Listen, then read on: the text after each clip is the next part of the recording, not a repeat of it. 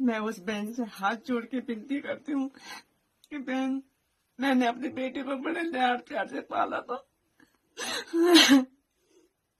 अब 3 साल हो गए मुझे रोते रोते, अभी तक मुझे कोई न्याय नहीं मिला।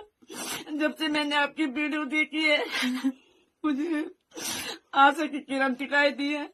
अगर आप उन सबूतों को कोर्ट में पेश करोगे तो मेरी बेटी को न्याय मिल सकता है। भले मेरी बेटी इस दुनिया में नहीं है, लेकिन जिस तरह से मैं रो रही हूँ दुनिया की मेरी कोई माँ इस तरह से न रोए। आपसे हाथ जोड़ के विनती है मेरे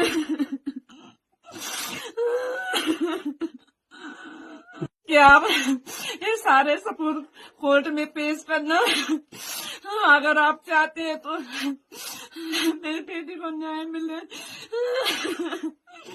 आज मैं अपनी बेटी को याद करती हूँ तो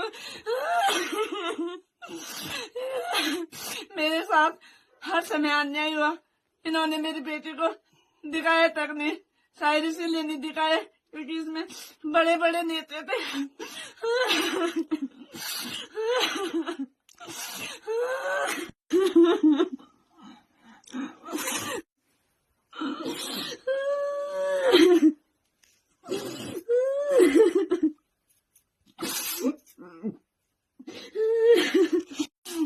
मैं मुख्यमंत्री से हिन्नत कहना चाहती हूँ, अब सारे सबूत आपके सामने हैं।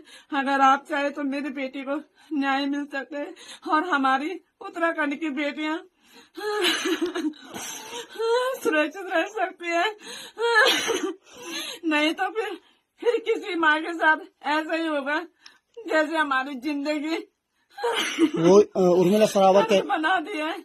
मैं उर्मिला बहन से हाथ जोड़ के विनती करती हूँ कि वो इन सबूतों को कोर्ट में ले जाए और अपना बयान दर्ज करे, जिससे मेरी बेटी को न्याय मिल सके और हमारी उत्तराखंड की सारी बेटियां सुरक्षित रह सके।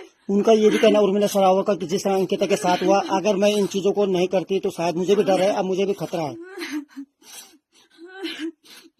मैं ये चाहती हूँ कि उस बहन को सुरक्षा प्रदान की जाए, क्योंकि जिस तरह से मेरी बेटी ने भी कहा था कि मैं तुम्हारी सारी बातें बोल दूंगी, उसी तरह इस बहन के साथ भी कहीं ऐसा न हो कि ये भी मेरी बेटी की जैसे इस बहन को भी खतरा हो। इसलिए मैं चाहती हूँ कि इस बहन को भी सुरक्षा मिले और इस बहन ने मेरी बेटी के लिए इतनी बड़ी बात कही, इसके लिए भी मैं धन्यवाद देती हूँ कि बहन आप कोर्ट में जाके इन सबूतों को पेश करो, जिससे मेरी बेटी को न्याय मिल सके।